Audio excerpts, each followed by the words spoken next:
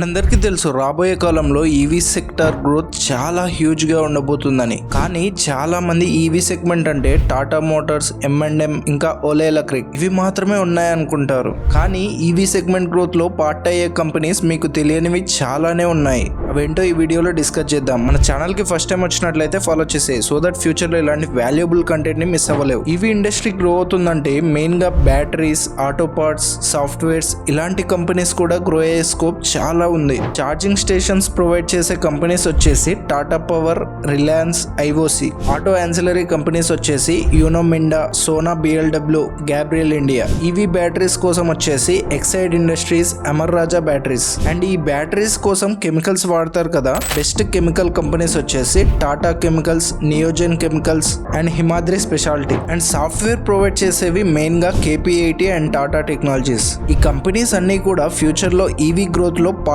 అవ్వబోతున్నాయి.